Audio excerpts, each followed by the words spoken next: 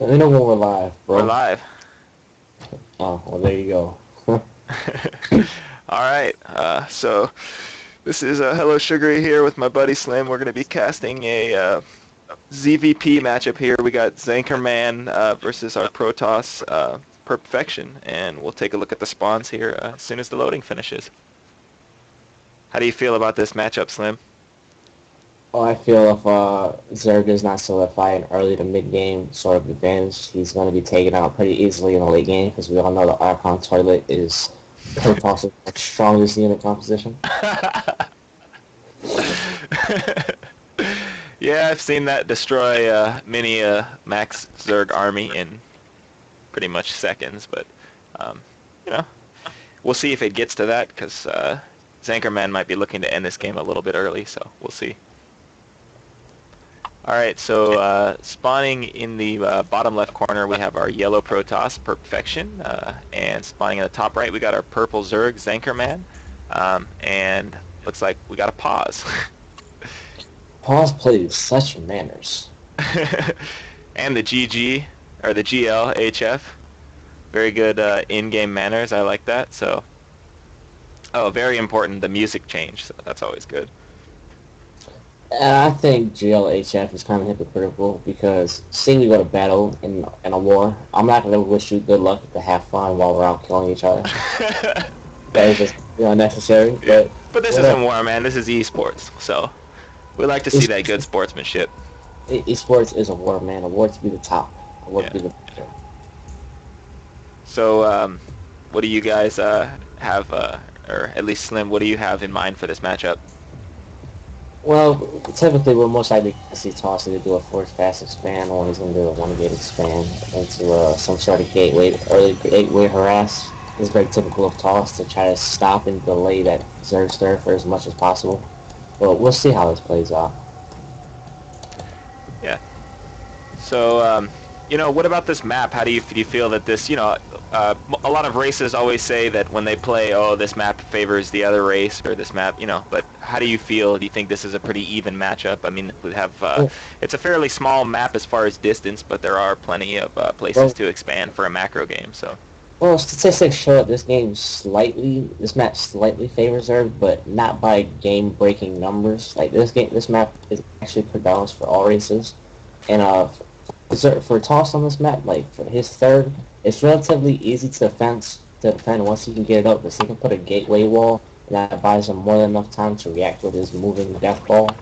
So I think the chances on this map for every race are fairly even. Just Mhm. Sir has been able to pull up a couple more wins than the other races have.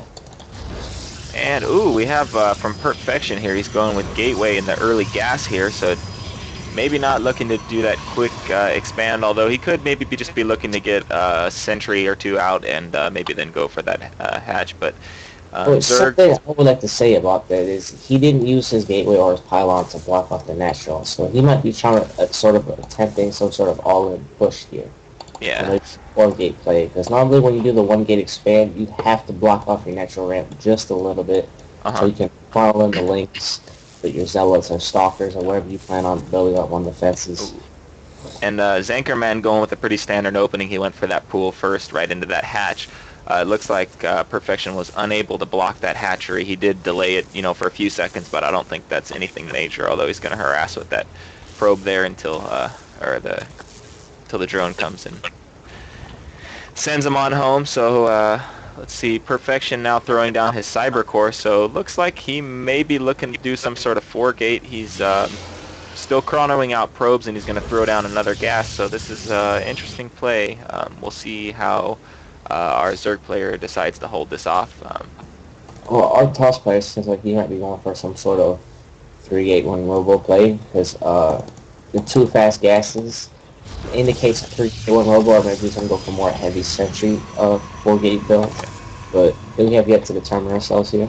And Our third player, Zankerman's sending in this Overlord here, so he's going to get a good scout and see pretty much everything that's going on inside our Protoss' base. He's throwing down another gate, and his fourth gateway's going down, and this Overlord really came in at just the right time. He's going to scout this, see this. He'll be able to prepare for this, and considering that this is a platinum matchup, I have a feeling that Zerkerman is going to know exactly what to do to prepare for this incoming if he's looking to really go for that 4-gate push. Although, uh, Yeah, our Zerkerman, he has the gas now, which is very important at this point because he needs to get his speed for his lanes immediately. And those speed lanes can defend against pretty much any very early toss aggression, unless it's a mass zealots, but just a couple spines will help beef the lane up enough to defend that. mhm. I like how our Zerg player is not like committing to a third just yet because he knows his toss is still on one base. He's doing some one base play.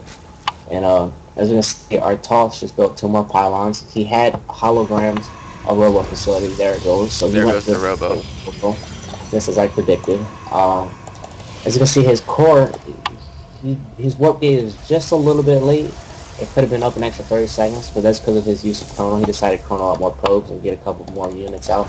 That's not necessarily a bad thing. It doesn't put him way behind. Yep. He's And still in a pretty we have a position. Roach Warren down here for our Zerg player too. That's about halfway done. So it looks like he'll be in good shape to hold off any kind of early pressure here. I'll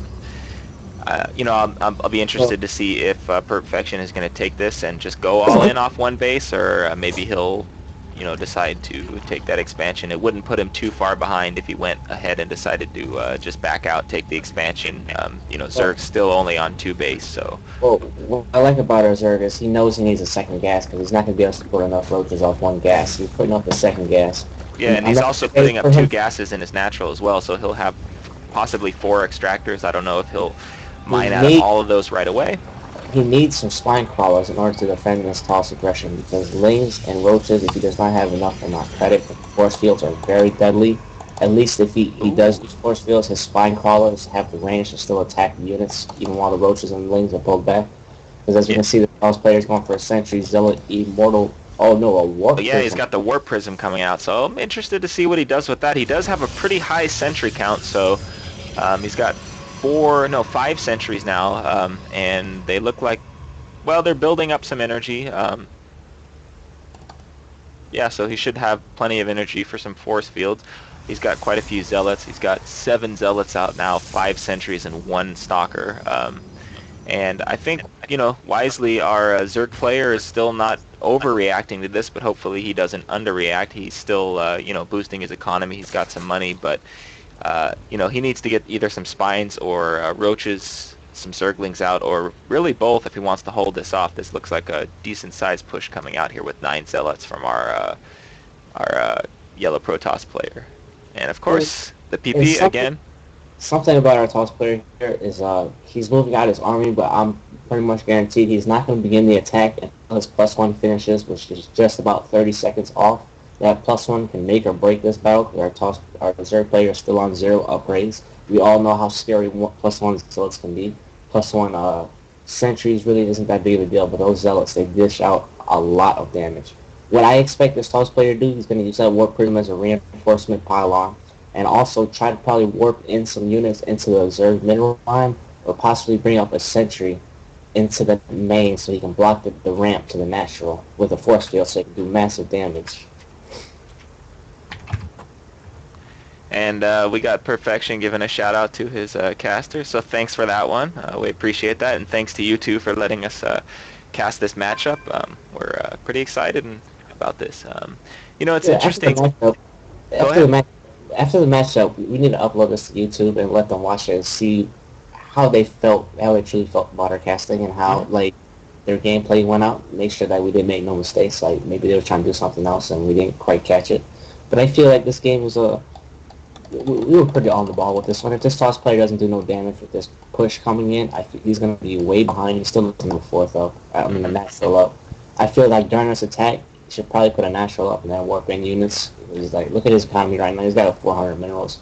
He's probably not going to do another warp in until his army gets there anyway. And I wonder if he is going to just use this warp prism, like you said, for a sort of like a warp in for reinforcements out in the front of the natural. I feel like that would probably not have been the most effective use of his robotics bay. I'd like to see him kind of do, he has enough sentries that he could maybe do a warp in or a drop in the main, block off that ramp, do some serious damage here, and get out. That wouldn't put him too far behind. But I feel like if he was just going to warp in reinforcements, maybe a forward pylon would have been a better choice, and then maybe pull out an immortal instead of the warp prism from the robo. But we'll see what he does with that.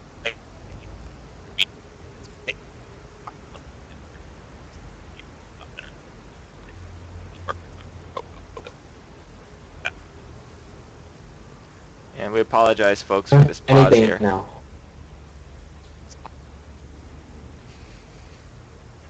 It's not a caster's destruction.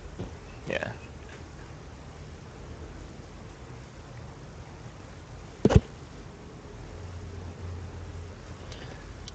So once again, apologize, folks, for this long pause here. Hopefully we'll get it going here, and in the future we'll have to give our players a warning here, since we are technically referees. Tell them to keep the pauses down to a minimum. But, you know, we got to be fair for the players.